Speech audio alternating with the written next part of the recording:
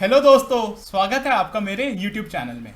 तो second chapter की first video के अंदर हमने पढ़ा था स्ट्रैटेजिक एनालिसिस के बारे में, देन बिजनेस एनवायरनमेंट के बारे में, एक्सटर्नल एनवायरनमेंट के अंदर कौन कौन से फैक्टर्स होते हैं, माइक्रो और मैक्रो। देन हमने पढ़ा था पेस्टले एनालिसिस के अंदर, जिसके अंदर हमने पॉलिटिकल, सोशल, इकोनॉमिकल फैक्टर्स के बारे में पढ़ा था। उसके बाद हमने पढ़ा था इंटरनेशनलाइजेशन ऑफ बिजनेस, जिसके अंदर हमने कॉन्ग्लोमरेट क्या होता है, मल्टीनेशनल यूनिट क्या होती है, हर कंपनी क्यों इंटरनेशनल जाना चाहती है, ये सब पढ़ा था। उसके बाद हमने पढ़ा था प्रोडक्ट लाइफ साइकिल के बारे में, जिसके अंदर हमने पढ़ा था कि कंपनी के क्या क्या स्टेजेस होते हैं किसी भी प्रोडक्ट के अंदर, इंट्रोडक्शन, ग्रोथ, मैच्योरिटी, डिक्लाइन, और उसके अंदर कंपनी क्या क्या चीज़ें, क्या क्या उनको स्टेप्स लेने चाहिए अलग अलग स्टेजेस के अंदर। आज हम इस वीडियो की शुरुआत करेंगे अपने बहुत ही अच्छे टॉपिक के साथ, जिसका नाम है वैल्यू चेन एनालिसिस। तो वैल्यू चेन एनालिसिस हमें क्या बोलता है कि कोई भी कंपनी जो कि अपने ऑपरेशंस करती है, उसको अपने सारे ऑपरेशंस को छोटे छोटे हिस्सों में डिवाइड कर देना चाहिए और उसको एनालाइज करना चाहिए अपने हर ऑपरेशन को। उससे क्या होगा, उसको पता चलेगा कि मेरे हर ऑपरेशन की क्या एफिशिएंसी है और मेरे लिए क्या, कौन सा ऑपरेशन सेल्स को या प्रोडक्शन को बढ़ाने के लिए बॉटलनेक बन रहा है। उससे कंपनी की जो प्रॉफिटेबिलिटी है वो काफ़ी इंक्रीज होगी, क्योंकि जहां जहां जिस जिस ऑपरेशन में उसको प्रॉब्लम आएगी वो उसको बहुत ही अच्छे तरीके से टैकल कर पाएगी। तो इसकी डेफिनेशन सबसे पहले पढ़ते हैं और वैल्यू चेन एनालिसिस के अंदर कौन सी दो मेजर एक्टिविटीज होती हैं उसके बारे में पढ़ते हैं। जो सबसे पहले तो डेफिनेशन कहती है कि value chain analysis is a method of examining each activity in value chain of a business in order to identify areas of improvement. तो हर बिजनेस एक्टिविटी को एनालाइज करना ताकि वो एरियाज ऑफ इंप्रूवमेंट को एनालाइज कर सके, निकाल सके। Second, this analysis could be used to improve the sequence of operations, enhancement and efficiency and creating a competitive advantage. अब हर ऑर्गेनाइजेशन के अंदर दो टाइप्स की एक्टिविटी होती है, एक प्राइमरी और एक सेकेंडरी। तो सबसे पहले तो मैं आपको एक एग्जांपल दूंगा जिसका नाम है कंपनी का मैकडॉनल्ड्स। अगर आप मैकडॉनल्ड्स के अंदर देखोगे तो उन्होंने अपनी हर एक्टिविटी को इतना स्ट्रीमलाइन किया हुआ है कि जिससे कि उनके ऑपरेशंस हमेशा, उनकी एफिशिएंसी ऑपरेशंस की बहुत हाई रहती है। फॉर एग्जांपल, मैकडॉनल्ड्स के अंदर क्या हम बर्गर खाते हैं, तो बर्गर के अंदर जो उनके बंस लगते हैं, जो उनकी सॉसेस लगती है, वो उसको सोर्स करती है वीबा से और मिसेस बेक्टर फूड से। तो उन्होंने अपने वेंडर्स को, उनके इतनी सारी क्वालिटी चेक्स होते हैं, उन्होंने अपने वेंडर्स को इतना अच्छे से ट्रेन किया हुआ है कि जो भी उनको स्टैंडर्ड ऑफ क्वालिटी चाहिए होती है अपने बंस की, उनको वो टाइम टू टाइम मिल जाती है। तो उनकी ये सप्लाई साइड पूरी सॉर्टेड है। देन ऑपरेशंस की बात करते हैं। ऑपरेशंस आप देखोगे तो वो हर बर्गर 2 से 3 मिनट में अपने कस्टमर को डिलीवर कर पाते हैं, क्योंकि उन्होंने अपने जो स्टेप्स हैं बर्गर को बनाने के लिए वो इतने प्रॉपर कर दिए हैं कि कोई भी एम्प्लॉय उनका बड़ी आसानी से डिजायर्ड बर्गर कस्टमर को डिलीवर कर पाता है। नाउ उसके बाद मार्केटिंग एंड सेल्स। अगर आप देखोगे तो जो मैकडॉनल्ड्स की आइसक्रीम है वो बहुत ही कम दामों में बेचता है। ये एक तरह से उसका मार्केटिंग का टूल है ताकि कस्टमर उसकी क्वालिटी को देखें खा के और उसके बाद वो और भी चीजें अपनी मार्केट से उनकी खरीदें। तो अगर आप मैकडॉनल्ड्स का एग्जांपल दिमाग में रखोगे तो आपको प्राइमरी और सेकेंडरी एक्टिविटीज को दिमाग में रखने की जरूरत ज्यादा नहीं पड़ेगी, लर्न करने की जरूरत नहीं पड़ेगी, आपके दिमाग में हमेशा रहेंगी। फिर भी प्राइमरी एक्टिविटीज के लिए मैंने आपको एक मेमोरी टेक्निक दी है जिसका नाम है सोमी। सोमी मैकडॉनल्ड्स में बहुत खाना खाती है, तो आपको इससे याद आ जाएगा कि प्राइमरी एक्टिविटीज का मेमोरी टेक्निक है सोमी। एस से है सर्विसेज, ओ से है आउटबाउंड लॉजिस्टिक्स, दूसरे ओ से है operations that transform raw material into finish products और inputs into finish products. Then I से है इनबाउंड लॉजिस्टिक्स। तो ये 5 है आपकी प्राइमरी एक्टिविटीज, बट आपको इनको लिखना जैसे मैंने 1 2 3 सीक्वेंस में है एग्जाम में वैसे ही लिखना है, ठीक है। तो सबसे पहले इनबाउंड लॉजिस्टिक्स। इनबाउंड लॉजिस्टिक्स कुछ नहीं होता, जैसे मैकडॉनल्ड्स अपने बंस वगैरह सॉसेज लेता है, तो जो भी हम रॉ मटेरियल सोर्स करते हैं उसको हम इनबाउंड लॉजिस्टिक्स बोलते हैं। अपने इनपुट्स को परचेज करना is inbound logistics. Then second आ जाता है आपका ऑपरेशंस। ऑपरेशंस में क्या आता है, उन रॉ मटेरियल से अपना एक फिनिश प्रोडक्ट बनाना, यानी कि बर्गर बनाना, उसको हम कहते हैं ऑपरेशंस। देन थर्ड आ जाता है आपका आउटबाउंड लॉजिस्टिक्स। आउटबाउंड लॉजिस्टिक्स हो जाता है कि जो आपने बर्गर बनाए उसको आप कहाँ वेयर हाउस में रखोगे, अलग अलग लोकेशंस पे अगर पहुंचाना है तो पहुंचाओगे, अगर उसको आपको जोमेटो या स्विगी के थ्रू कस्टमर के घर तक पहुंचाना है तो आप पहुंचाओगे। तो ये सारा आपका आ जाता है आउटबाउंड लॉजिस्टिक्स का पार्ट। देन फोर्थ आपका आता है marketing and sales. Marketing and sales में आप क्या करते हो, कस्टमर्स को अपने प्रोडक्ट के बारे में अवेयर करवाते हो। तो इसमें आ गया आपका marketing and sales. And then last आपकी आ जाती है सर्विसेज, कि जब कस्टमर को आपने अपना प्रोडक्ट बेच दिया उसके बाद उसकी सर्विस करना, उसकी कंप्लेंट्स लेना, उसको कोई प्रॉब्लम तो नहीं हुई उस चीज के अंदर, ये पता लगाना, ये सब आपका सर्विसेज का पार्ट बनता है। तो ये तो आपकी सारी हो जाती है प्राइमरी एक्टिविटीज। प्राइमरी एक्टिविटीज के साथ किसी भी धंधे को चलाने के लिए आपको सेकेंडरी एक्टिविटीज भी लगती हैं। सेकेंडरी एक्टिविटीज क्या होंगी कि भाई आज आपको मान लो पूरी एक लोकेशन चाहिए, एक फैक्ट्री चाहिए आपको प्रोडक्शन करने के लिए, तो इंफ्रास्ट्रक्चर चाहिए आपको, तो वो आपका सेकेंडरी एक्टिविटी का पार्ट होगा। ऐसे ही मान लो आपको बहुत सारी लेबर चाहिए अपनी प्रोडक्शन करने के लिए, तो आपको एचआर मैनेजमेंट करनी पड़ेगी। एचआर मैनेजमेंट के लिए बंदे हायर करने पड़ेंगे जो आपके सारे लेबर्स को मैनेज कर ले, तो वो आपका सेकेंडरी एक्टिविटी का पार्ट होगा। ऐसे ही आपकी बहुत सारी सेकेंडरी एक्टिविटीज भी होती हैं। तो सबसे पहली सेकेंडरी एक्टिविटी क्या है, प्रोक्योरमेंट। यहाँ पे प्रोक्योरमेंट वही है कि आप जैसे अपने सबसे पहले वेंडर्स को सिलेक्ट करोगे, टेस्टिंग करोगे उनका कि भाई उनका माल सही है या नहीं, हमारी कंपनी के मुताबिक उनकी क्वालिटी है या नहीं, उस सबको हम कहेंगे प्रोक्योरमेंट। सेकंड आपका आ जाता है टेक्नोलॉजी डेवलपमेंट। आज कोई भी कंपनी है मार्केट के अंदर, छोटी से छोटी हो चाहे बड़ी से बड़ी हो, उन सबके पास कुछ ना कुछ वो अपनी ऐप बना रहे हैं या अपनी वेबसाइट बना रहे हैं, क्योंकि बिना टेक्नोलॉजी के आजकल कोई भी कंपनी अपने आप को स्केल नहीं कर सकती। तो इसलिए टेक्नोलॉजी बहुत ही मेजर पार्ट है अपने इंफ्रास्ट्रक्चर डेवलपमेंट का और कंपनी की एक्टिविटी का। देन थर्ड आ जाते हैं एचआर मैनेजमेंट। जैसा मैंने आपको बताया, अगर एक कंपनी है जो बहुत सारा माल प्रोड्यूस करती है तो उसको बहुत सारी लेबर चाहिएगी, उसके लिए उसको पहले हायरिंग करनी पड़ेगी लेबर की, फिर लेबर के बहुत सारे झगड़े वगैरह भी हो जाते हैं कई बार, उसको सॉर्ट करने के लिए उनको एक टीम बनानी पड़ेगी, एक डिपार्टमेंट बनाना पड़ेगा, तो वो आपका आ जाता है एचआर मैनेजमेंट के अंदर। And last infrastructure. इंफ्रास्ट्रक्चर जैसे मैंने बोला, अगर आपको फैक्ट्री चाहिए या किसी भी मान लो फाइनेंस टीम को टैली चाहिए या कोई और सॉफ्टवेयर चाहिए, सैप चाहिए, तो वो उन सब इंफ्रास्ट्रक्चर को मैनेज करने का जो काम है वो सेकेंडरी एक्टिविटी के अंदर आता है।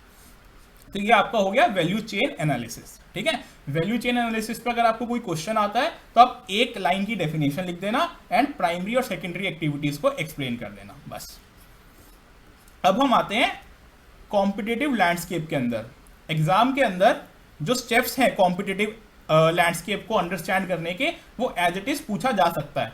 तो इस टॉपिक को हम समझते हैं एक मोबाइल इंडस्ट्री के एग्जांपल से। ठीक है, अब समझ लो कि मेरे को आज मार्केट के अंदर अपनी एक नई ब्रांड लॉन्च करनी है, नया मोबाइल लॉन्च करना है। ठीक है, तो सबसे पहले मैं मार्केट को एनालाइज करूंगा, अपना लॉन्च करने से पहले उसके कॉम्पिटिटर्स को एनालाइज करूंगा जो मार्केट में पहले से प्रेजेंट है। ठीक है, तो मैं सबसे पहले क्या करूंगा, अपने कॉम्पिटिटर्स को आइडेंटिफाई करूंगा कि मार्केट में पहले कौन कौन लोग हैं। मान लीजिए मैंने आइडेंटिफाई किया कि एप्पल है, नोकिया है, सैमसंग है, मोटोरोला है, ओप्पो है, वीवो है, इन सबको मैंने एनालाइज कर लिया। फिर मैं देखूंगा इनका मार्केट शेयर कितना है कंपनीज का मार्केट के अंदर, वो भी मैंने देख लिया। तो मेरा सबसे पहले वाला फर्स्ट स्टेप कंप्लीट हो जाएगा कि मैंने आइडेंटिफाई कर लिया कि कौन कॉम्पिटिटर्स हैं और उनका मार्केट शेयर कितना है। अब मैं अंडरस्टैंड करने की कोशिश करूंगा अपने कॉम्पिटिटर्स को। अंडरस्टैंड मींस कि मैं देखूंगा कि क्यों लोग उनका जो प्रोडक्ट है वो खरीद रहे हैं, या फिर कस्टमर्स के रिव्यूज क्या है उन प्रोडक्ट को लेके। ठीक है, मैं उनकी मेंटेलिटी देखूंगा कि सैमसंग के अंदर कितने मॉडल्स आते हैं, वो एकदम चीप भी बनाता है, वो एकदम हाई एंड भी बनाता है, एप्पल सिर्फ और सिर्फ हाई एंड ही बनाता है, ओप्पो वीवो मिडल रेंज पे काम करते हैं। तो मैं ये सब अपने आप कस्टमर्स को, अपने कॉम्पिटिटर्स को अंडरस्टैंड करूंगा कि उनकी मार्केट में वो कौन कौन से प्रोडक्ट्स कस्टमर्स को ऑफर कर रहे हैं। फिर सेकेंडली जब मैंने ये सब कुछ कर लिया, फिर मैं करूंगा अपने कॉम्पिटिटर्स की स्ट्रेंथ को एनालाइज। जैसे एप्पल की स्ट्रेंथ क्या है, उसकी ब्रांड वैल्यू।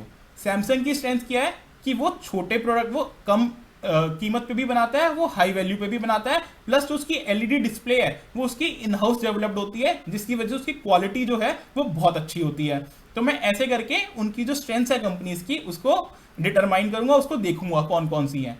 ऐसे ही मैं कंपनीज की वीकनेसेस को भी देखूंगा कि जैसे अब कोई भी मेरा मान लीजिए एप्पल है। अब एप्पल वैसे तो सब बढ़िया करता है, उसका खुद का हार्डवेयर है, उसका खुद का सॉफ्टवेयर है, क्वालिटी वाइज बहुत अच्छा है, बट कहीं ना कहीं एप्पल की जो भी फोन्स होते हैं उसकी जो बैटरी लाइफ होती है वो थोड़ी कम होती है। तो हो सकता है कि ये एप्पल की एक वीकनेस हो और लोग चाह रहे हो कि हमें ऐसी ही क्वालिटी विद ऐसी ही ब्रांड इमेज का फोन जिसकी बैटरी भी थोड़ी अच्छी हो हमें ऐसी मिल जाए। तो मैं उसके स्ट्रेंथ्स और वीकनेसेस दोनों को आइडेंटिफाई करूंगा अपने कॉम्पिटिटर्स को, और फिर ये जब मैंने चारों एक्टिविटीज कर ली तो मैं इन सबको एक जगह पे ले आऊंगा। ये सारी इंफॉर्मेशन को मैं एक जगह पे अपने पास रख लूंगा ताकि मैं अपना एक डिसीजन ले पाऊं कि मेरे को मार्केट में कैसा प्रोडक्ट लॉन्च करना है, मेरे को उसके अंदर क्या क्या फीचर्स देने हैं, ताकि मैं सक्सेसफुली अपनी जो उनकी मार्केट शेयर है उसको अडॉप्ट कर पाऊं।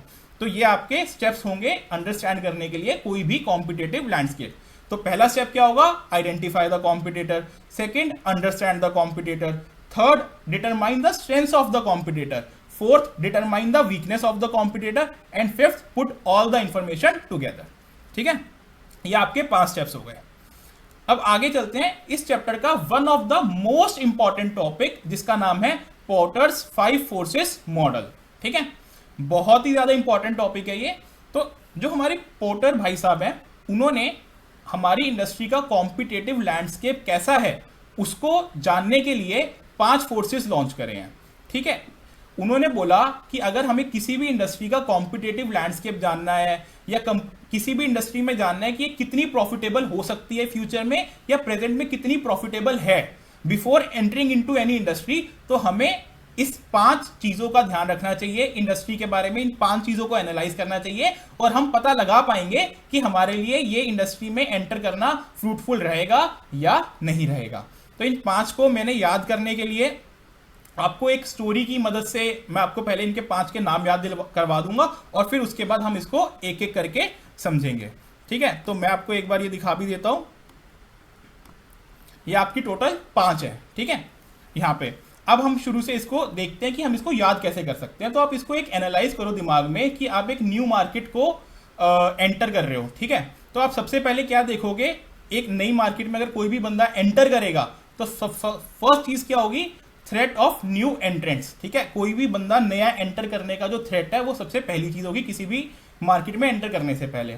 सेकेंड चीज कि जो उस इंडस्ट्री के अंदर, उस मार्केट के अंदर बायर्स है या नहीं, तो उनकी बार्गेनिंग पावर कैसी है। आप अगर बैठे हुए हो आज आपको एक इंडस्ट्री के अंदर अपने आप को डालना है, नया उसके अंदर प्रोडक्ट लॉन्च करना है, तो सबसे पहले आप अपने मन में सोचोगे कि यार मैं तो इस इंडस्ट्री में आ रहा हूं, क्या इस इंडस्ट्री में आना क्या बहुत ही इजी है, क्या मेरे साथ वाले भी 1 मिनट में आ जाएंगे इस इंडस्ट्री के अंदर। आप सबसे पहले ये एनालाइज करोगे।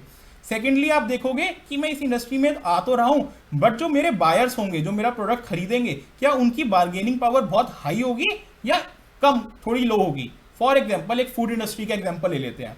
मान लीजिए आज मैंने सोचा कि मैं क्लाउड किचन खोलता हूं। ठीक है, तो सबसे पहले तो मैं देखूंगा कि थ्रेट क्या है, मेरे को नए लोग और भी लोग क्लाउड किचन बड़ी आसानी से खोल सकते हैं या नहीं खोल सकते। तो मैं बोलूंगा यार ये तो बड़ा इजी काम है, सभी लोग खोल सकते हैं। फिर मैं दूसरी चीज देखूंगा, मान लो मैं दाल चावल बनाने वाला हूं, तो मैं देखूंगा कि जो मेरे बायर्स हैं उनको मैं कुछ अलग से प्रोडक्ट बेच पाऊंगा जिसकी वजह से मैं उनसे हाई चार्ज कर पाऊं, या दाल चावल तो बहुत लोग बना रहे हैं तो मेरे को वही अपना रेट रखना पड़ेगा जो कि दूसरे लोग रख रहे हैं। तो मेरे को इसमें देखना पड़ेगा कि जो मेरे बायर्स की बार्गेनिंग पावर है वो कैसी रहेगी।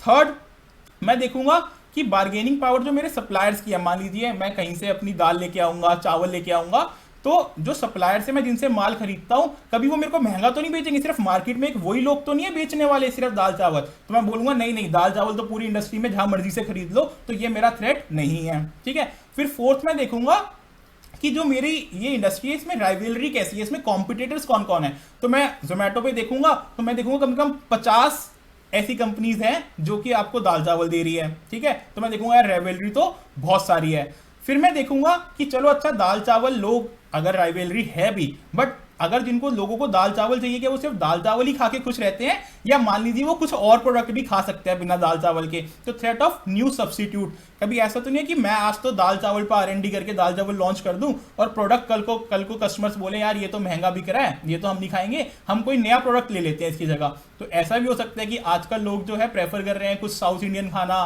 कुछ चाइनीज खाना, तो हो सकता है कि आने वाले टाइम के अंदर लोग अपने नॉर्थ इंडियन खाने को कम पसंद करें।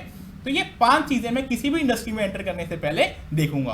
तो आपको अपने दिमाग में यही रखना है कि सबसे पहले थ्रेट ऑफ न्यू एंट्रेंट्स देख लेना, फिर देख लेना बार्गेनिंग पावर ऑफ बायर्स कैसी रहती है, फिर देख लेना बार्गेनिंग पावर ऑफ सप्लायर्स कैसे रहती है, फिर देख लेना कि इस इंडस्ट्री में राइवलरी कैसी है, और पांचवी देख लेना कि थ्रेट ऑफ सब्स्टिट्यूट्स है या नहीं कंपनी के अंदर, इंडस्ट्री के अंदर। ठीक है, तो हम इसको एक एक करके पढ़ते हैं और इसके जो कीवर्ड्स है उनको मार्क करते हैं।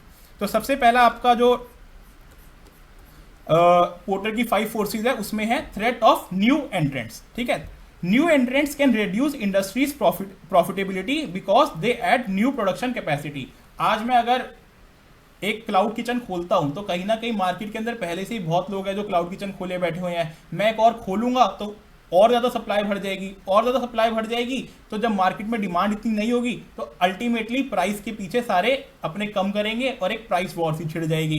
तो जो है अगर न्यू एंट्रेंट बड़ी इजीली किसी इंडस्ट्री में आ सकता है तो एक तरह से वो इंडस्ट्री इतनी प्रॉफिटेबल नहीं होने वाली फ्यूचर में। अब हम पढ़ते हैं कि कॉमन बैरियर्स क्या क्या होते हैं किसी भी न्यू एंट्रेंट के लिए एक इंडस्ट्री में आने के लिए। अगर आप देखो कि कोई भी न्यू इंडस्ट्री करने के लिए आपको इनमें से 4 से 5 अगर चीजें दिख जाती है तो आप मान के चलना कि जल्दी से कोई भी इस इंडस्ट्री के अंदर नहीं आ सकता। ठीक है, तो अब इसके अंदर हम चलते हैं आगे। कॉमन बैरियर्स के लिए मैंने आपको मेमोरी टेक्निक दी है, ABCDE स्विच पॉसिबिलिटी। आप इसको याद करना तो आपके जितने भी बैरियर्स है common barriers to new entrants वो आपको सारे याद हो जाएंगे। तो सबसे पहले ए से हमारा क्या है, access to distribution. Access to distribution channels का मतलब है, मान लीजिए यूनिलीवर है, यूनिलीवर आपको पहाड़ियों के अंदर भी उसके सारे प्रोडक्ट मिलेंगे, आपको साउथ में भी सारे प्रोडक्ट मिलेंगे, नॉर्थ ईस्ट सब जगह उसके हर गांव के अंदर उनके प्रोडक्ट्स बिकते हैं। तो उसका जो डिस्ट्रीब्यूशन चैनल है वो बहुत ही ज्यादा एकदम स्ट्रांग है। तो अगर मान लीजिए आपको उनकी जैसा कोई प्रोडक्ट लॉन्च करना है तो अगर आपके पास उसका एक्सेस नहीं है इतने बड़े डिस्ट्रीब्यूशन चैनल का जो उन्होंने ओवर द ईयर्स बनाया है, तो आपके लिए उस कैटेगरी में एंटर करना बहुत ही मुश्किल होगा। यही अगर कोई भी कंपनी अपना माल ऑनलाइन बेच रही है, अमेजॉन पे बेच रही है, फ्लिपकार्ट पे बेच रही है, तो वो एक्सेस आज आपके पास भी अवेलेबल है और अगर आपको वैसा ही प्रोडक्ट मार्केट में लॉन्च करना है तो आप बड़ी ही इजीली कर सकते हैं। सेकंड आपका बी से क्या आएगा, ब्रांड आइडेंटिटी। ब्रांड आइडेंटिटी का मतलब है, मान लीजिए कस्टमर कितना ज्यादा लॉयल है किसी ब्रांड को लेके। अगर मान लीजिए आज मैंने मोबाइल की बात करी, मैं मोबाइल लॉन्च करना चाहता हूं, आज कस्टमर इतना ज्यादा फोकस्ड है कि उसको एप्पल, सैमसंग या ओप्पो, वीवो खरीदना है कि अगर आज मैं नया मोबाइल लॉन्च करूंगा तो मेरे लिए बहुत ही डिफिकल्ट होगा कस्टमर को लेके आना और कस्टमर को एक तरह से मोटिवेट करना कि वो मेरा प्रोडक्ट खरीद ले। तो इसके अंदर मेरे को दोबारा से एक थ्रेट है एंटर करने का, क्योंकि कस्टमर बहुत ज्यादा स्पेसिफिक है अपने ब्रांड्स को लेके। यही अगर मान लो मेरे को आज मार्केट में अपने कोई चावल बेचने हो, कोई दाल बेचनी हो, तो उसकी कोई मेजर ब्रांड्स है नहीं मार्केट में, तो वो कस्टमर को खरीदने में कभी भी कोई प्रॉब्लम नहीं होगी। तो इसलिए ये भी एक थ्रेट रहता है हमारा, बैरियर रहता है एक न्यू एंट्रेंट्स के लिए। देन सी से आपका आ जाता है कैपिटल रिक्वायरमेंट। तो अगर किसी भी चीज को लॉन्च करने के लिए, प्रोडक्ट बनाने के लिए बहुत सारी कैपिटल लगनी है। फॉर एग्जाम्पल जब जियो ने लॉन्च किया अपने टावर्स तो उसकी बहुत कैपिटल इन्वेस्ट हुई उसको अपनी इंटरनेट सर्विस प्रोवाइडर बनने में। तो आज आप देखो अगर कोई भी चाहे कि नहीं यार मैं तो आज जियो को compete करूंगा, तो उसको बहुत सारी कैपिटल की रिक्वायरमेंट होगी और इतनी कैपिटल मतलब लगाना बहुत ही डिफिकल्ट है बड़ी बड़ी इंडस्ट्रीज के लिए भी। तो जल्दी से कोई भी टेलीकॉम सेक्टर में नया बंदा आना बहुत ही मुश्किल है। देन उसके बाद आपका डी से आ जाता है प्रोडक्ट डिफरेंशिएशन। तो अगर कोई भी कंपनी जो अपना प्रोडक्ट बना रही है या इंडस्ट्री के अंदर बहुत डिफरेंट प्रोडक्ट्स हैं, तो उसके अंदर एक नई कंपनी का आना डिफिकल्ट है, क्योंकि आप कभी भी उनका प्रोडक्ट कॉपी नहीं कर पाओगे, आपको कुछ ना कुछ अलग ही बनाना पड़ेगा। और क्योंकि अगर आप उनको कॉपी नहीं कर पाओगे तो उनका जो प्राइस होगा वो हमेशा अपने हिसाब से चार्ज करेंगे और कस्टमर्स जो है हमेशा उनके लिए लॉयल रहेंगे। तो product differentiation refers to physical और परसेप्चुअल डिफरेंसेस और enhancements that make a product special और unique in eyes of customer. जैसे आपकी सबकी आंखों में एप्पल बहुत ही अच्छा प्रोडक्ट होता है और मैं मानता भी हूँ बहुत ही अच्छा प्रोडक्ट है भी, तो इसलिए प्रोडक्ट डिफरेंशिएशन अगर है इंडस्ट्री के अंदर तो वहां पे एंट्री मुश्किल है आपके लिए बहुत ज्यादा।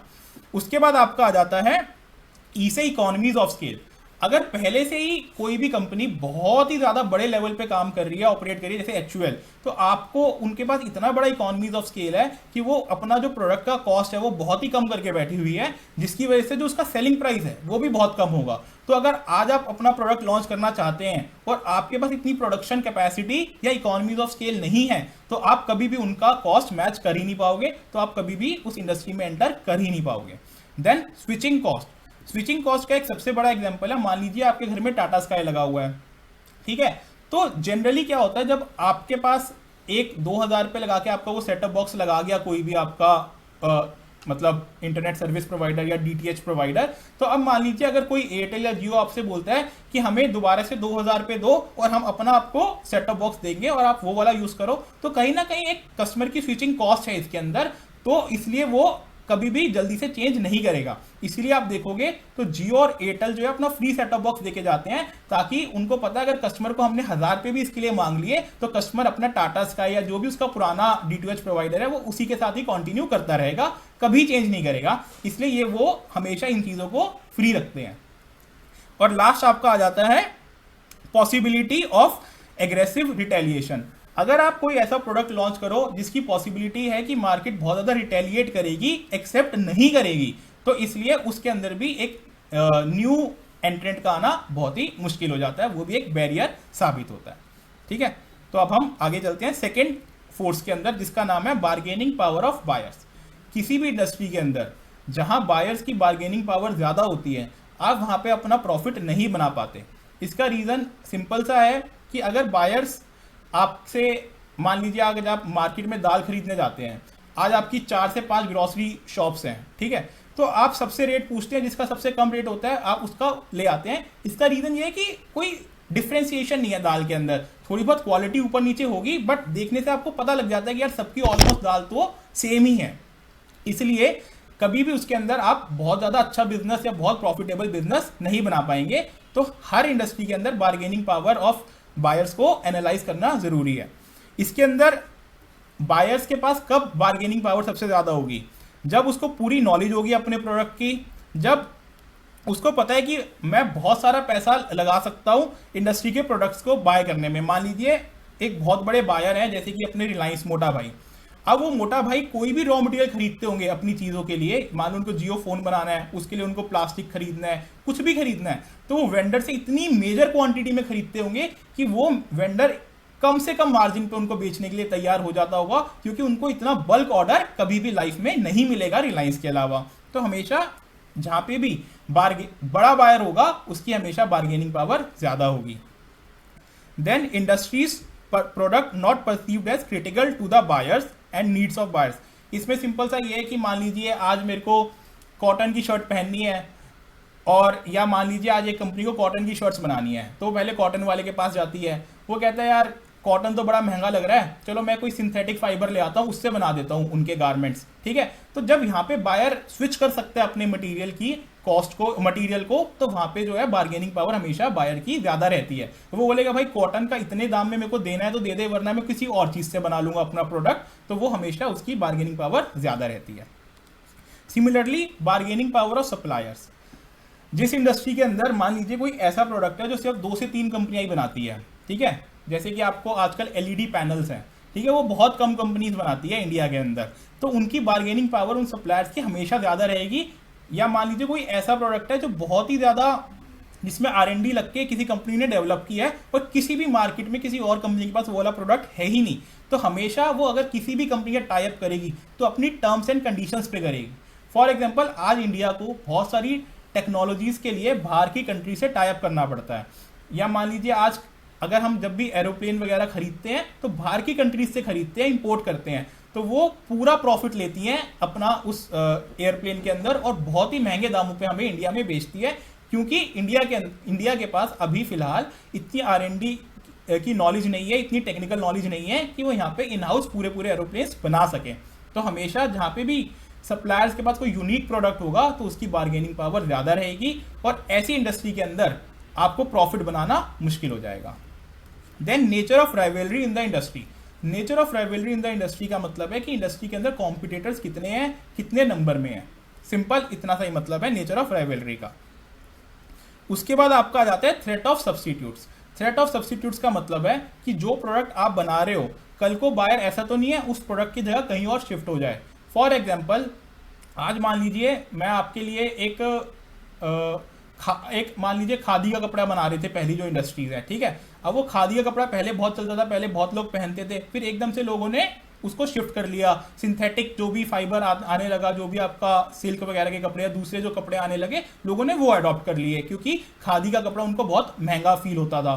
तो ऐसा अगर आपका प्रोडक्ट आप ऐसी इंडस्ट्री में एंटर कर रहे हैं जो जिसके सब्स्टिट्यूट प्रोडक्ट्स ऑलमोस्ट मार्केट में आ चुके हैं, तो इससे अच्छा है कि आप उस इंडस्ट्री में एंटर ना करें। ठीक है, तो ये आपकी हो गई पोर्टर की 5 फोर्सेस। ये आपका एज इट इज क्वेश्चन जो है पोर्टर की 5 फोर्सेस का एग्जाम में आया हुआ था, तो मैंने वो क्वेश्चन आपको यहाँ पे मेंशन कर दिया। सेम जो मैंने ऊपर आपको पढ़ाया वही इस क्वेश्चन का आंसर है। अब हम नए टॉपिक पे बात करते हैं, अट्रैक्टिवनेस ऑफ इंडस्ट्री। कोई भी इंडस्ट्री हमें अट्रैक्टिव कब लगती है? तो सबसे पहले तो अगर हम सोचे तो हमें वो इंडस्ट्री अट्रैक्टिव तब लगती है जब उसके अंदर बहुत सारी प्रॉफिटेबिलिटी हो, रेवेन्यू बढ़ रहा हो, हर साल नए नए कंज्यूमर्स आ रहे हो उस इंडस्ट्री के अंदर। जैसे आजकल ग्रीन एनर्जी बहुत ज़्यादा अट्रैक्टिव इंडस्ट्री है इन्वेस्टमेंट पर्सपेक्टिव से भी। ठीक है, तो जब भी कोई इंडस्ट्री, गवर्नमेंट बहुत सपोर्ट कर रही हो उस इंडस्ट्री को, तो वो अट्रैक्टिव बन जाती है। बहुत छोटा सा टॉपिक है, एग्जाम में भी ज़्यादा पूछा नहीं गया कभी इसके बारे में, तो हम फिर भी एक बार इसको गो थ्रू कर लेते हैं। तो फैक्टर्स ऑन विच मैनेजमेंट में base conclusion whether to invest in an industry और नॉट इंक्लूड्स। किसी भी मैनेजमेंट को डिसाइड करने के लिए कि इस इंडस्ट्री में पैसा डाले या ना डाले, उसके क्या क्या फैक्टर्स हो सकते हैं। फर्स्ट, उसका ग्रोथ पोटेंशियल क्या है। जैसे आज आप अडानी देख लो चाहे रिलायंस देख लो, सब ग्रीन एनर्जी में पैसा डाल रहे हैं क्योंकि उनको उसके अंदर बहुत ज़्यादा ग्रोथ पोटेंशियल दिख रहा है। Then competition permits adequate profitability और नॉट। जो कॉम्पिटिशन है वो एडिक्वेट प्रॉफिटेबिलिटी को परमिट करता है या नहीं करता। मान लीजिए आज इतने बड़े बड़े प्लेयर्स, जब रिलायंस और अडानी जैसे प्लेयर्स ग्रीन एनर्जी में आ जाएंगे, तो जो छोटे छोटे प्लेयर्स होंगे, क्या पता इन फ्यूचर में जब उनकी कैपेसिटी इतनी इंक्रीज हो जाएगी कि डिमांड उनकी नहीं बचेगी, तो उसके अंदर लॉन्ग टर्म में हो सकता है वो प्रॉफिटेबिलिटी उनकी छोटे प्लेयर्स की कम हो जाए। Then competitive forces will become stronger और वीकर। आने वाले टाइम में जो कॉम्पिटिशन यानी रिलायंस और अडानी वो बढ़ेगा या कम करेंगे। तो नई इंडस्ट्री के लिए, जैसे छोटे व्यापारियों के लिए, इस इंडस्ट्री में जाना फ्रूटफुल रहेगा या नहीं रहेगा। Then company will be able to defend against और counteract factors that make the industry unattractive. मान लीजिए कि अगर रिलायंस और अडानी अपने कैपेसिटीज इंक्रीज करते हैं, कॉस्ट कम लाते हैं, तो क्या मेरे पास इतनी क्षमता है, मेरे अंदर इतनी कैपेबिलिटी है कि मैं उनके साथ कंपीट कर पाऊंगा इन फ्यूचर या नहीं। ये सबको ध्यान रख के मेरे को देखना है कि मेरे लिए ये इंडस्ट्री अट्रैक्टिव है या नहीं। ठीक है, अब हम पढ़ते हैं इस चैप्टर का अनदर इंपॉर्टेंट टॉपिक जिसका नाम है एक्सपीरियंस कर्व। एक्सपीरियंस कर्व हमने सबने कभी कहीं ना कहीं इकोनॉमिक्स में पहले से पढ़ा हुआ है। एक्सपीरियंस कर्व क्या बोलता है कि जैसे जैसे हम एक काम को बार बार करते रहते हैं, हमारा उस काम को करने का जो टाइम है वो कम होता रहता है। देखो यहाँ पे काम का टाइम और उसकी कॉस्ट भी कम होती रहती है। फॉर एग्जाम्पल, अगर आज आप एक प्रोडक्ट बना रहे हैं सिर्फ, और वो आज आपने पहली बार बनाया है, तो उसकी एक प्रोटोटाइप बनाने में आपको बहुत पैसे लगेंगे। बट ओवर द पीरियड जब आप उसके अंदर मास्टरी कर लेंगे उस प्रोडक्ट के अंदर, उसके अंदर क्या क्या कंपोनेंट्स लगते हैं आपको पता चल जाएगा, तो आप उसके स्टेप्स डेवलप कर लेंगे और हमेशा वो उसी स्टेप्स को फॉलो करके आप बिल्कुल सेम प्रोडक्ट बनाएंगे। तो जब आप वो चीज़ कर लेंगे तो आप इतनी बल्क क्वांटिटी में जब प्रोडक्ट को बनाने लगेंगे तो उसकी जो कॉस्ट है वो कम होती जाएगी, क्योंकि हमें हमेशा एक्सपीरियंस कर्व का बेनिफिट मिलेगा। जब आप नया प्रोडक्ट बना रहे हो तो उसकी लेबर भी अवेलेबल नहीं होती, आपको लेबर को भी बार बार सिखाना पड़ता है। धीरे धीरे क्या होता है, लेबर को भी आदत पड़ जाती है आपका वो प्रोडक्ट बनाने की। आपकी जो मशीनरीज की सेटिंग्स हैं वो बार बार चेंज नहीं करनी पड़ती, वो सेट हो जाती है कि आपको ऐसा ही प्रोडक्ट चाहिए, तो आपको जो टाइम लगता है उस प्रोडक्ट को बनाने का वो भी कम हो जाता है। तो ये सब फैक्टर्स की वजह से तो उसकी कॉस्ट है वो दिन प्रतिदिन कम होती जाती है। तो ये हमें एक्सपीरियंस कर्व का बेनिफिट मिलता है। तो यहाँ पे एक ये वो भी है आपका ग्राफ भी कि जितनी आपकी क्यूमुलेटिव प्रोडक्शन यूनिट्स बढ़ती जाएंगी उतनी ही आपकी कॉस्ट कम होती जाएगी। प्लस इसके अंदर हमें ये भी बेनिफिट मिलता है कि पहले अगर मैं 100 यूनिट बना रहा था तो जो उसका रॉ मटेरियल है उसका मेरे को वो महंगा मिलता होगा, बट अब मैं अगर उसको 1000 यूनिट बनाने लग जाऊंगा तो जो उसका रॉ मटेरियल देने वाले वेंडर्स है उनसे मैं और ज़्यादा बार्गेन कर पाऊंगा और सस्ता ला पाऊंगा मार्केट से। इसे सिमिलर टू लर्निंग कर्व।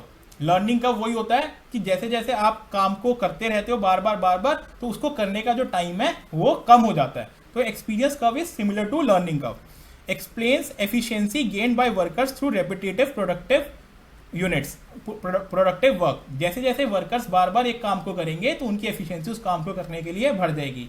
ये हर बंदे के साथ एक जॉब में भी होता है। कोई भी एम्प्लॉय जब नई जॉब अपनी ज्वाइन करता है तो उसको एक जो उस कंपनी के अंदर कल्चर है उसके अंदर जो काम है वो सीखने में थोड़ा टाइम लगता है, बट आफ्टर 1 to 2 months वो एम्प्लॉय इतना ज़्यादा उस ऑर्गेनाइजेशन के साथ उसके काम के साथ फ्रूटफुल हो जाता है कि वो उसको बहुत ही आसानी से करने लग जाता है।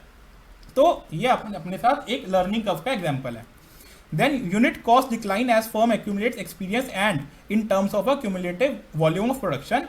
Larger firms generally have lower unit cost as compare to smaller organisation. इसका सिंपल सा एग्जांपल है, लार्जर फर्म्स के अंदर बहुत सारी लेबर होती हैं, बहुत सारे एक्सपर्ट्स होते हैं, 2 छोड़ के भी चले जाते हैं, फर्क नहीं पड़ता। वो कई सालों से एक ही काम बार बार कर रहे होते हैं, 10-10 सालों से वही चीज वो बार बार रन कर रहे होते हैं, तो उनका एक्सपीरियंस इतना ज्यादा हो जाता है उस प्रोडक्ट के अंदर कि अब उनकी जो कॉस्ट है वो मार्केट से सबसे कम होती है। ये कोई स्मॉल प्लेयर अभी नया नया मार्केट में आया है, उसको बंदे भी नहीं मिलते, अच्छे मिलते हैं तो लोग छोड़ के चले जाते हैं, तो उसका जो एक्सपीरियंस कर्व है वो उसकी वजह से अभी उसका वो इतनी प्रोडक्ट्स बना नहीं पाता, तो उसकी हमेशा कॉस्ट ज्यादा रहती है। तो ये हमने पढ़ लिया एक्सपीरियंस कर्व। अब हम पढ़ते हैं वैल्यू क्रिएशन। आज की डेट में अगर हम देखें तो एक वैल्यू क्रिएशन एक बहुत ही ज्यादा आपका कहो कि मार्केट में चलने वाला टर्म है। जैसे कि आप पढ़ते होंगे कि फिजिक्स वाला की वैल्यूएशन जो है वो $3 बिलियन हो गई, ठीक है, या फिर हमने पढ़ा है कि आज के जो नए स्टार्टअप्स है जेप्टो वगैरह है वो 3-4 बिलियन डॉलर पे लिस्ट होने की तैयारी कर रहे हैं अपनी मार्केट में। तो जो वैल्यू क्रिएशन है, ये जो वैल्यू क्रिएशन है, जो 3-4 बिलियन डॉलर की कंपनीज की वैल्यू होगी, वो वैल्यू क्रिएशन है स्टेक होल्डर्स के, शेयर होल्डर्स के लिए कंपनी के, ठीक है। यहाँ पे जो हम वैल्यू क्रिएशन की बात कर रहे हैं वो एक कंज्यूमर के पर्सपेक्टिव से बात कर रहे हैं कि कंज्यूमर के लिए हम कितनी वैल्यू क्रिएट कर रहे हैं। तो वैल्यू क्रिएशन का सिंपल सा मतलब ये होता है कि मान लीजिए मैंने एक प्रोडक्ट 10 रुपए का बनाया, वो प्रोडक्ट मैंने कस्टमर को 20 रुपए का बेचा, लेकिन कस्टमर उसके लिए 30 रुपए देने के लिए भी रेडी था। उसको वो प्रोडक्ट इतना ज्यादा जरूरत है उसको उस प्रोडक्ट की, और इतना ज्यादा उसको वो सेटिस्फाई करता है कि वो उस प्रोडक्ट के 30 रुपए भी देने के लिए रेडी था। तो जो 10 रुपए की मैंने कंज्यूमर के लिए वैल्यू क्रिएट करी, उसका मतलब होता है वैल्यू क्रिएशन। या आप एक चार्ट की मदद से भी समझ सकते हैं कि जो फर्म का कॉस्ट है वो ये है, ठीक है, कस्टमर ने जो प्राइस पे किया वो ये है, और कस्टमर को जो उस प्रोडक्ट की वैल्यू मिली वो है आपका कस्टमर सरप्लस, ठीक है। तो ये हो जाता है कस्टमर के लिए हमने कितनी वैल्यू क्रिएट करी। How profitable a company becomes depends on 3 factors. एक कंपनी कितनी प्रॉफिटेबल होगी वो 3 फैक्टर्स पे डिपेंड करता है। First, value to the customers कितनी है, कस्टमर को जो प्रोडक्ट की वैल्यू मिल रही है, जो 30 रुपए मैं कह रहा हूं वो है या नहीं। सेकंड, कंपनी का प्राइस कितना है, 20 रुपए। और थर्ड, कॉस्ट कितनी है उसकी, 10 रुपए। अब मान लीजिए अगर एक कस्टमर को 30 रुपए की वैल्यू मिल रही है 20 रुपए में, तो आप ये मान के चलिए इन फ्यूचर अगर आप उसको प्रोडक्ट को 25 रुपए में भी बेचोगे तो कस्टमर बड़ी खुशी से खरीदेगा, तब भी वो खुश होगा कि यार मेरे को तो 5 रुपए फिर भी बच ही रहे हैं। यही मान लीजिए कस्टमर के लिए वैल्यू है 15 रुपए और आप उससे चार्ज करना चाह रहे हैं 20 रुपए, तो कस्टमर कभी भी उस प्रोडक्ट को बहुत लॉन्ग टाइम तक नहीं खरीदेगा। सेकेंडली, आपकी कॉस्ट ही है कस्टमर को 20 रुपए की और आप बेच भी उसको 20 रुपए की रहे हैं, तो आप कभी भी उस चीज पे प्रॉफिट नहीं कमा पाएंगे। अब जैसे अगर मैं छोटा सा एग्जांपल लूं, तो आज जब हम कोई भी चीज ऑर्डर करते हैं क्विक कॉमर्स से, तो हमें ऑलमोस्ट मार्केट रेट पे या मार्केट रेट से कम पे मिल जाती है, काफी बार डिस्काउंट्स वगैरह लग के।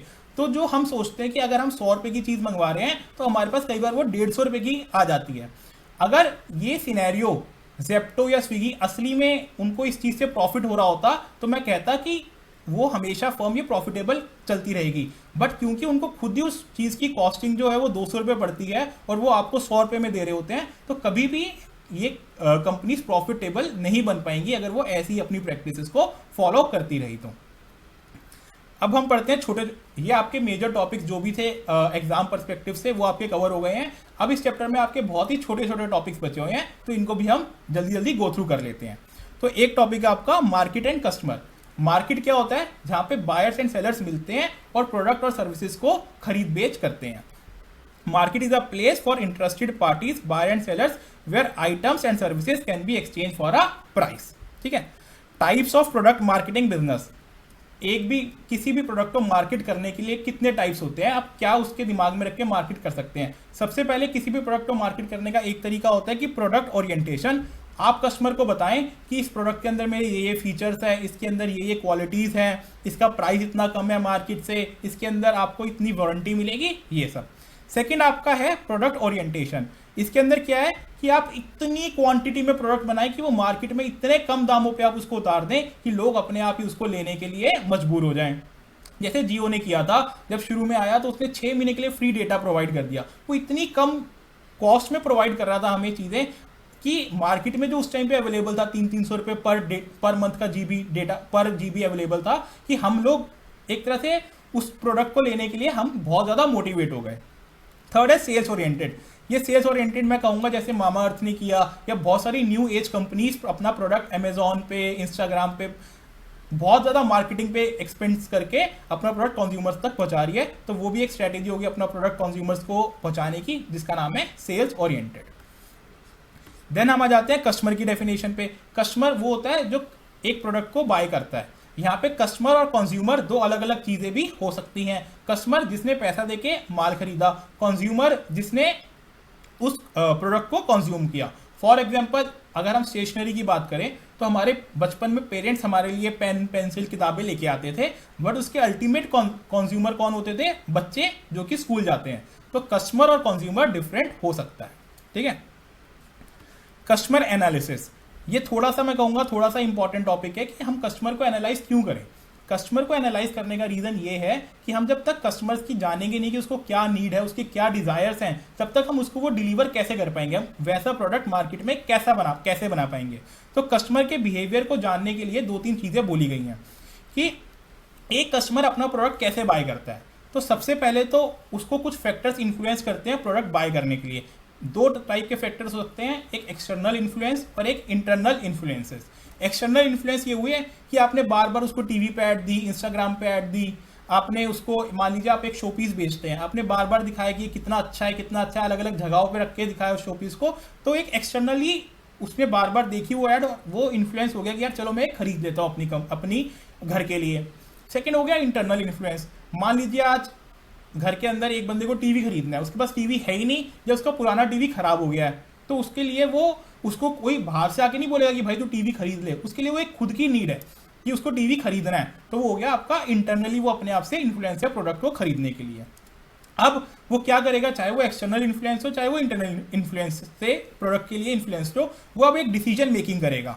डिसीजन मेकिंग में वो क्या करेगा, सबसे पहले देखेगा प्रॉब्लम रिकॉग्निशन कि भाई उसको टीवी खरीदना है, उसके घर में बेचारे बच्चे हैं जो टीवी देख नहीं पा रहे, इन सब चीज़ों का ध्यान रखेगा कि ये प्रॉब्लम तो है मेरे घर में। देन वो देखेगा कि इसकी डिजायर्ड ऑल्टरनेटिव क्या है, क्या उसका लैपटॉप से काम चल सकता है, उसको टीवी की जरूरत नहीं है। फिर बोलेगा नहीं यार घर में बुजुर्ग हैं, लैपटॉप तो वो नहीं चला पाते, उनका एक मात्र सोर्स ऑफ एंटरटेनमेंट टीवी है, तो यार टीवी तो मेरे को खरीदना है। फिर वो देखेगा कि मार्केट में क्या क्या प्रोडक्ट्स अवेलेबल हैं, ठीक है, कौन कौन सी कंपनीज के टीवी आते हैं, वो हर के दाम वगैरह पूछेगा और लास्ट में वो अपना एक फाइनल डिसीजन बनाएगा। इस प्रोसेस को कहते हैं कि कस्टमर की डिसीजन मेकिंग। और ये जो डिसीजन मेकिंग है वो कस्टमर हर प्रोडक्ट के लिए नहीं करता। ऐसा नहीं है कि उसको आज दाल चावल खरीदने हैं मार्केट से और वो बनाने बैठ जाएगा कि यार मेरे घर में दाल नहीं आएगी तो मेरे घर में खाना नहीं बनेगा तो मेरे पापा मम्मी भूखे बैठ जाएंगे। वो जो मेजर प्रोडक्ट्स है कंपनी के, जिसको लैपटॉप खरीदना है, उसको जहाँ पे मेजर इन्वेस्टमेंट करनी है, उसके लिए ये स्टेप्स फॉलो होते हैं, ठीक है। फिर पोस्ट डिसीजन प्रोसेस वो अपना इवेल्युएट करेगा। मान लीजिए आज वो सोनी का टीवी ले आया अपने घर में, तो अब उसको इवेल्युएट करेगा कि यार मैं जो सोनी का टीवी लेके आया हूँ, क्या उसकी जो पिक्चर क्वालिटी है वो अच्छी है या नहीं, उसके अंदर जो सॉफ्टवेयर डला हुआ है, जो उसके अंदर लेटेस्ट फीचर्स हैं वो अच्छे हैं या नहीं। वो देखेगा कि जो मैंने प्रोडक्ट खरीदा है मैं उससे सेटिस्फाई हूँ या नहीं। तो ये आपका पूरा प्रोसेस है एक कंज्यूमर के बिहेवियर का। अब हम आगे आ जाते हैं कॉम्पिटिटिव स्ट्रैटेजी के अंदर। कॉम्पिटिटिव स्ट्रैटेजी क्या है? How a firm expects to create and sustain a competitive advantage over competitors. कोई भी कंपनी अपने कॉम्पिटिटर्स से आगे कैसे जाएगी, उसको हम कहते हैं कॉम्पिटिटर स्ट्रैटेजी। फिर आगे चलते हैं key success factors for competitive success. Her industry के अंदर कुछ की सक्सेस फैक्टर्स होते हैं। आज मान लीजिए किसी को भी एक खाने की दुकान खोलनी है, अब वो देखेगा कि यार उस इंडस्ट्री के अंदर अब मेरे आसपास कितने खाने की दुकान पहले से खोल के बैठे हुए हैं। अब वो देखेगा कि मान लो यहाँ पे तो हल्दीराम भी है, हल्दीराम की बहुत ऊंची दुकान है, ठीक है, मेरे पास तो छोटे से पैसे हैं। तो वो हर चीज़ को एनालाइज करेगा कि अगर मेरे को भी इस इंडस्ट्री के अंदर सक्सेसफुल होना है तो मैं किन चीज़ों की तो मेरे पास रिक्वायरमेंट होनी चाहिए जिससे कि मैं इस इंडस्ट्री के अंदर सक्सेसफुली अपना बिजनेस रन कर पाऊँ। तो उनको कहते हैं key success factors. Key success factors क्या होते हैं? और those things that most affect industry members ability to prosper in the market place, जिसके लिए ये चीजें चाहिए ही चाहिए। तो इसके अंदर सबसे पहले क्या होगा कि questions to identify industries KSFs। अपने आप से क्या क्वेश्चंस पूछने पड़ेंगे कि हम आइडेंटिफाई कर पाए कि की सक्सेस फैक्टर्स इस इंडस्ट्री में क्या है। पहला question, what basis do customers choose between the competing brands. पहले तो ये देखो कि मान लीजिए आज एक हल्दीराम भी स्वीट बेच रहा है, एक ग्रोवर स्वीट्स भी बेच रहा है, एक अग्रवाल स्वीट्स भी बेच रहा है। तो जब कस्टमर जो है वो अगर सिर्फ हल्दीराम के पास ही जा रहा है तो उसका क्या रीजन है? उसकी ब्रांड वैल्यू हो सकती है, उसकी क्वालिटी हो सकती है, उसका रेट हो सकता है, कुछ भी रीजन जो भी हो सकता है उसको हमें एनालाइज करना है। Then second, what product attributes are crucial to sales. Product के अंदर क्या क्या चीज़ें होनी चाहिए कि वो आपकी बिके, कि जैसे अगर वो मिठाई है तो वो मिठाई का स्वाद बहुत ही अच्छा होना चाहिए, उसका रेट थोड़ा रीजनेबल होना चाहिए जिससे कि वो प्रोडक्ट बिके। Then what resources and competitive capabilities does seller need to have to be competitively successful। इसके अंदर वो आपको दिखा रहा है कि आपकी कौन सी रिसोर्स, मान लीजिए अगर आपको भी स्वीट बेचनी है तो एटलीस्ट आपको एक डिसेंट दुकान होनी चाहिए हल्दीराम के सामने, कि वो ये ना कहे कि यार ये तो बहुत ही बेकार सी दुकान है, इससे तो मैं कुछ भी नहीं खरीदूंगा। तो आपको इतनी रिसोर्सेज होनी चाहिए कि आप उसको हल्दीराम की तरह नहीं तो थोड़ा सा उससे कंपीटिंग अपनी दुकान को भी बना सकें। And last, What does it take for sellers to achieve a sustainable competitive advantage। उसको और क्या क्या चीज़ें चाहिए कि वो एक sustainable competitive advantage अचीव कर सके। ठीक है, उसको हलवाई चाहिए, उसको अपनी लेबर चाहिए, उसको हमेशा एक सेम ही अच्छा प्रोडक्ट बनाना है तो उसके लिए उसको एक R&D करनी पड़ेगी खुद से कि वो अच्छा प्रोडक्ट बना पाए। तो ये क्वेश्चंस पहले तो उसको पूछने पड़ेंगे आइडेंटिफाई करने के लिए कि की सक्सेस फैक्टर्स क्या है। फिर उसके बाद जब वो इस क्वेश्चंस को पूछ के आइडेंटिफाई कर लेगा तो फिर उसके बाद उसको जो भी 4-5 फैक्टर निकलेंगे, जो भी कंपनी का मैनेजर होगा उसमें से वो 2 या 3 फैक्टर्स को ऐसे डिसाइड करेगा कि इस पे तो मेरे को काम करना ही करना है अचीव करने के लिए। फॉर एग्जाम्पल मान लीजिए आज उसने देखा कि सामने हल्दीराम है, अग्रवाल स्वीट्स है, ग्रोवर स्वीट्स है, इन सब के कंबाइंड फैक्टर्स निकले कि मेरे को एक अच्छा शोरूम चाहिए, मेरे को एक अच्छी क्वालिटी चाहिए, मेरे को एक रीजनेबल प्राइस पे चाहिए, मेरे को एक प्रोफेशनल्स चाहिए, मेरे को मान लीजिए कि उनके लिए सभी प्रोफेशनल्स के लिए एकदम प्रॉपर सैनिटरी अपनी सफाई वगैरह मेंटेन करनी है, सैनिटेशन मेंटेन करनी है। तो ये सब उसने 5-6 की सक्सेस फैक्टर्स को एनालाइज कर लिया। या मान लीजिए मेरे को जगह जगह मार्केटिंग करनी पड़ेगी अपना प्रोडक्ट बेचने के लिए। अब उसको 5 से 6 फैक्टर्स में से वो सभी पे एक साथ काम नहीं कर सकता। मैनेजर को 2 या 3 फैक्टर्स को डिसाइड कर लेना चाहिए जिसपे वो आंख बंद करके काम करे और वो कॉम्पिटिटिव एडवांटेज अचीव कर लिए। मान लीजिए वो इस पे सिर्फ ये देखे कि यार मैं अपनी क्वालिटी अच्छी रखूंगा, मैं अपने दाम बहुत कम रखूंगा, सिर्फ वो ये 2 फैक्टर्स को लेके अपना काम करे और मैं एक ठीक ठाक सी दुकान बनाऊंगा, सैनिटेशन जो है उसको मेंटेन करूंगा। अगर वो ये 3-4 फैक्टर्स को भी एनालाइज करे तो वो इस बिजनेस के अंदर, इंडस्ट्री के अंदर सक्सेसफुली अपना बिजनेस रन कर सकता है। तो ये हमने आज चैप्टर खत्म कर दिया। क्योंकि ये रिवीजन वीडियोस है तो मैं कोशिश करता हूँ कि आपको जल्दी से जल्दी पढ़ाऊँ और सारे टॉपिक्स कवर भी कर लूँ। प्लस जैसा मैंने आपको पिछली वीडियो में बोला था कि ये जो नोट्स मैंने बनाए हैं ये आपके स्टडी मैट और पास्ट ईयर MTP RTPs और क्वेश्चन पेपर से बने हैं। तो आपको इन नोट्स के अलावा कहीं और से पढ़ने की बिल्कुल भी ज़रूरत नहीं है। नेक्स्ट वीडियो के अंदर मैं आपको सेकंड चैप्टर के क्वेश्चंस डिस्कस करूंगा और फिर हम नेक्स्ट चैप्टर्स की तरफ भी चलेंगे। आशा करता हूं आपको मेरी वीडियो पसंद आई होगी और प्लीज़ चैनल को सब्सक्राइब जरूर करना अगर आपको मेरी वीडियोस पसंद आ रही है और आप चाहते हो कि मैं ऐसे ही कॉन्टिन्यूसली वीडियोस डालता रहूं। So all the best students, bye bye.